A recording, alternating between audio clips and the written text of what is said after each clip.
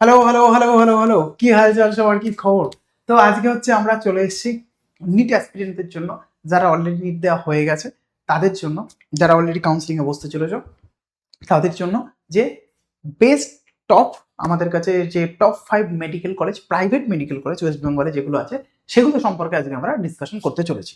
তো এবার অনেকেই হচ্ছে যে বিষয়টা, কিছু আমি কথা আগে বলি সার আগে, প্রাইভেট মেডিকেল কলেজ চুজ করার আগে অনেকের হচ্ছে হয়তো যে গভর্নমেন্ট মেডিকেল কলেজ আমাদের পাচ্ছি না কাউন্সিলিং করে, তো তারা অনেক সময় ভাবে যে প্রাইভেট মেডিকেল কলেজ চুজ করার জন্য, বা অনেকবার হচ্ছে দুটো তিনটে ড্রপ আমাদের কাছে হয়ে গেছে, তো এবার আমরা গভর্নমেন্টে যেহেতু হচ্ছে না তো প্রাইভেট মেডিকেল কলেজে যেতে পারি।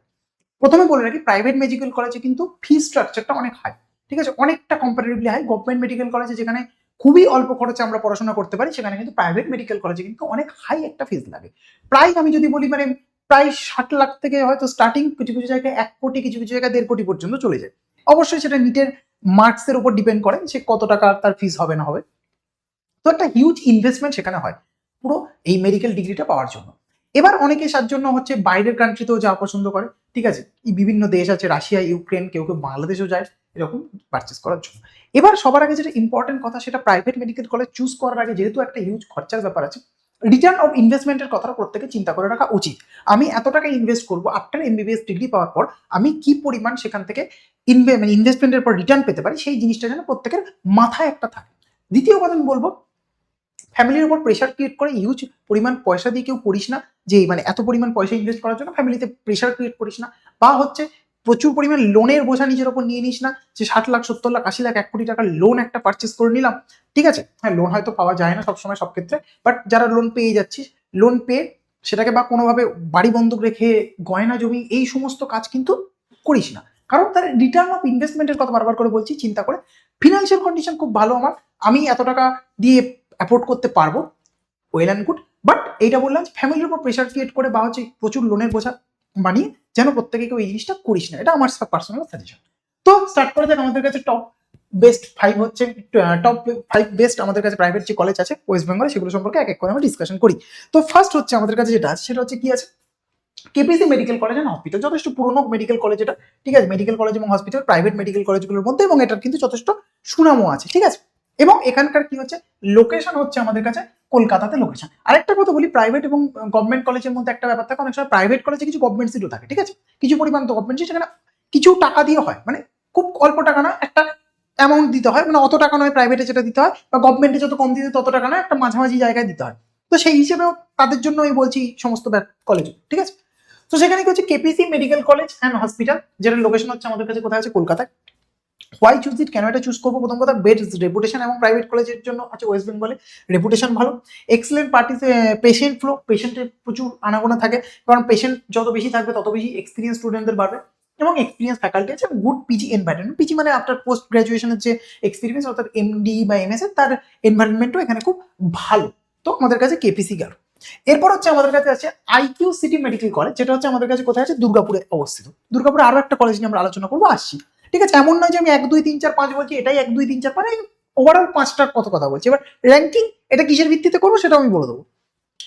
লোকেশন হচ্ছে দুর্গাপুর। ওয়াই চুজ, এটা চুজ করার কারণ কি, মডার্ন ক্যাম্পাস, মানে একদম আধুনিক, গুড ইনফ্রাস্ট্রাকচার, যেহেতু মডার্ন আধুনিক অবশ্যই ইনফ্রাস্ট্রাকচার খুব ভালো, ওয়েল এস্টাবলিশ টিচিং হসপিটাল, এবং হচ্ছে পপুলার এবং নিট অ্যাসপিরেন্টদের মধ্যে এটা যথেষ্ট পরিমাণে পপুলার আছে। এই হচ্ছে আইকিউ সিটি মেডিকেল কলেজ। এরপর আমি বলছি হচ্ছে eye care institute of medical science and research, সেটা হচ্ছে কোথায় আছে, হলদিয়াতে আছে। হলদিয়াতে, এটাও কিন্তু পুরনো একটা কলেজ বলতে পারি। এটা হচ্ছে কেন চুজ করবো, স্ট্রং একাডেমিক্স, ঠিক আছে, decent clinical exposure, good faculties এবং এস্টাবলিশ ইনস্টিটিউশন, মানে এবং ওল্ড এর রেপুটেশনও মোটামুটি একটা ভালো আছে। এটা গেল। নেক্সট হচ্ছে আমাদের কাছে কি আছে, Jagannath Gupta institute of medical science and hospital, এটা হচ্ছে কলকাতাতেই আমাদের কাছে আছে, ঠিক আছে। এটা কেন এটা চুজ করার কারণ, এটা হচ্ছে লার্জ ইনটেক, ইমপ্রুভিং ইনফ্রাস্ট্রাকচার, ঠিক আছে, ইমপ্রুভ করা হচ্ছে, ক্লোজ টু কলকাতা হসপিটাল এবং ফেসিলিটি, এবং কলকাতার যে গভর্নমেন্ট হসপিটালগুলো আছে তার খুব কাছাকাছি এটা অবস্থিত, তো পেশেন্টের একটা ফ্লো এখানেও থাকে। এটা আমাদের কাছে গেল। নেক্সট হচ্ছে আমাদের কাছে আসছে, এটাও পপুলার একটা মেডিকেল কলেজ, সেটা হচ্ছে Gouridevi institute of medical science and hospital. এটা হচ্ছে কোথায় আছে, দুর্গাপুরে।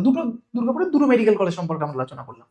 এবং এটার কারণ কি, এটা হচ্ছে গ্রোয়িং রেপুটেশন খুবই গ্রোয়িং আছে, মডার্ন ফেসিলিটিস, এবং হচ্ছে ইমপ্রুভিং পেশেন্ট লোড, এবং পেশেন্ট লোডও এখানে আস্তে আস্তে বাড়ছে। এবার প্রাইভেট মেডিকেল কলেজ আমরা যে চুজ করব, কিসের ভিত্তিতে চুজ করব, কোনটাকে প্রায়োরিটি দেবো, সেটার যে কারণ, এই যে বলছি বিফোর চুজিং কম্পেয়ার, কি কি আমরা কম্পেয়ার করবো, পেশেন্ট লোড মানে ক্লিনিক্যাল এক্সপোজার সেখানে কতটুকু আসছে, কত পেশেন্ট আসছে, যত বেশি পেশেন্ট আসবে তত বেশি এক্সপোজার পাবে স্টুডেন্টরা, মেডিকেল স্টুডেন্টরা, সেটা দেখতে হবে। মোস্ট ইম্পর্টেন্ট ফর এমবিবিএস, এটা অবশ্যই এমবিবিএস এর জন্য খুব ইম্পর্টেন্ট, মানে পেশেন্টকে দেখেই তো মানুষ ডাক্তাররা শিখবে, সেই জায়গায়। ফ্যাকাল্টি কোয়ালিটি প্রত্যেককে দেখতে হবে, হোস্টেল এবং ক্যাম্পাসে কি কি ফেসিলিটি আমি পাচ্ছি সেগুলো দেখতে হবে। এমবিবিএস এর ফি স্ট্রাকচার যেটা বললাম, খুব মানে একটা সেন্সিটিভ জায়গা, ফি স্ট্রাকচার আমাদের দেখতে হবে কত কম বা বেশি। নিট কাট অফ ট্রেন্ড, এখানে কাট অফ কত যাচ্ছে, মানে হয়তো খুব বেশি কাট অফে এটা অ্যাডমিশন নিচ্ছে কিনা, বা খুব কম কাট অফে নিচ্ছে কিনা, অবশ্যই বেশি নাম্বারে যে ওখানে চান্স পেয়েছে সেই কলেজ অবশ্যই ভালো হবে না স্বাভাবিকভাবে। ইন্টার্নশিপ অপরচুনিটি, আমার কাছে ইন্টার্নশিপের কি অপরচুনিটি সেই কলেজ দিচ্ছে না দিচ্ছে সেটাও আমাদের কাছে কিন্তু দেখতে হবে। তো এই সমস্ত বিষয় আমাদের কাছে কিন্তু দেখে একটা প্রাইভেট মেডিকেল কলেজকে আমরা কিন্তু চুজ করব। ঠিক আছে, তো এই হচ্ছে আজকের আমাদের ডিসকাশন। তো আবার দেখা হবে নেক্সট কোনো একটা ভিডিওতে, ততক্ষণের জন্য টাটা, বাই বাই।